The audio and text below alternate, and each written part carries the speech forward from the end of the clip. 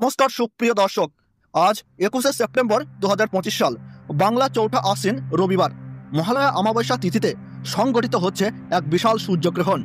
ভারতবর্ষ ও বাংলাদেশের মহাকাশে ঘটতে চলেছে এক বিরল, রহস্যময় ও ভয়ঙ্কর আংশিক সূর্যগ্রহণ। এই দৃশ্য শুধু আকাশের খেলা নয়, বরং এটি পুরাণে অশুভ শক্তি জাগরণের দিন হিসাবে উল্লেখ রয়েছে।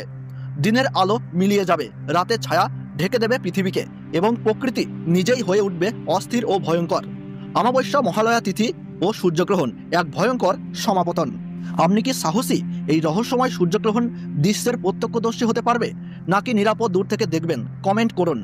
আপনি কি জানেন মহালয়া অমাবস্যা রাতে সূর্যগ্রহণের সময় গর্ভবতী মহিলাদের বিশেষ সতর্কতা কেন থাকে?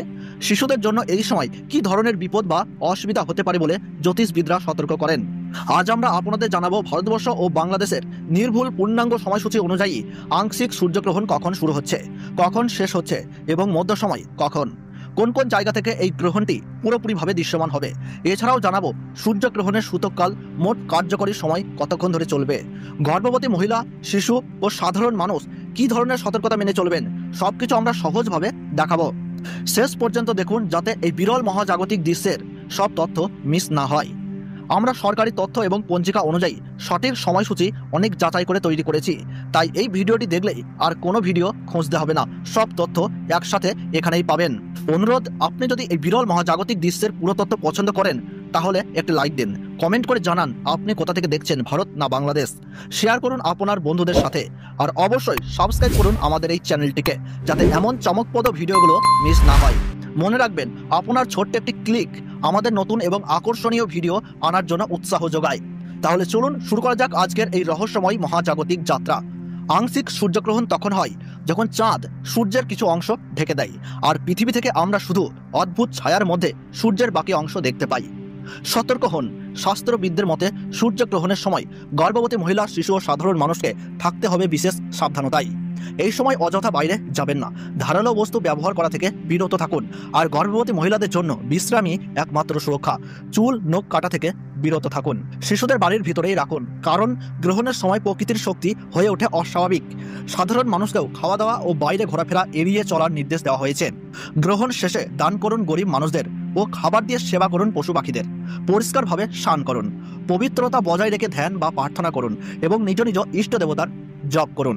মনে রাখবেন, শাস্ত্রবিদদের সতর্কতা শুধু বিশ্বাস নয়, এটা প্রজন্ম থেকে প্রজন্ম চলে আসা এক অনিবার্য নিয়ম।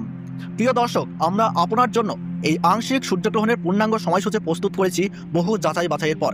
পঞ্জিকা অনুযায়ী সরকারি নোটিশ ও বৈজ্ঞানিক সূত্র মিলিয়ে ঠিক করা হয়েছে, তাই আপনি নিশ্চিন্তে এই তথ্য ভরসা করে ব্যবহার করতে পারেন।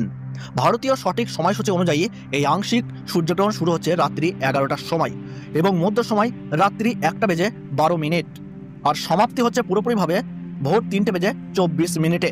সূর্যগ্রহণ শুরু হওয়ার 12 ঘন্টা আগে থেকেই শুরু হয়ে যায় সূতককাল, তাই ভারতীয় সময় অনুযায়ী সূতককাল শুরু হচ্ছে সকাল 11টায়। বাংলাদেশের সঠিক সময়সূচি অনুযায়ী এই আংশিক সূর্যগ্রহণ শুরু হচ্ছে রাত্রি 11:30, মধ্য সময় থাকছে রাত্রি 1:42, আর গ্রহণ পুরোপুরিভাবে সমাপ্ত হচ্ছে ভোর 3:54। টানা 4 ঘন্টা 24 মিনিট চলবে এই গ্রহণ। গ্রহণের গাসমান রয়েছে 0.855। বাংলাদেশ সময়ে সূতককাল শুরু হচ্ছে সকাল 11:30টার সময়।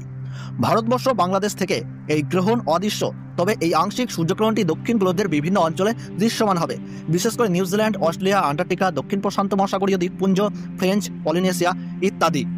প্রিয় দর্শক, মহালয়ার অমাবস্যা রাতে সূর্যগ্রহণের এই রহস্যময় দৃশ্য নিয়ে আপনার মতামত কি? কমেন্ট করুন, লাইক দিন, শেয়ার করুন এবং সাবস্ক্রাইব করে পাশে থাকুন, কারণ সামনে আসছে আরও আশ্চর্য মহাজাগতিক ঘটনা।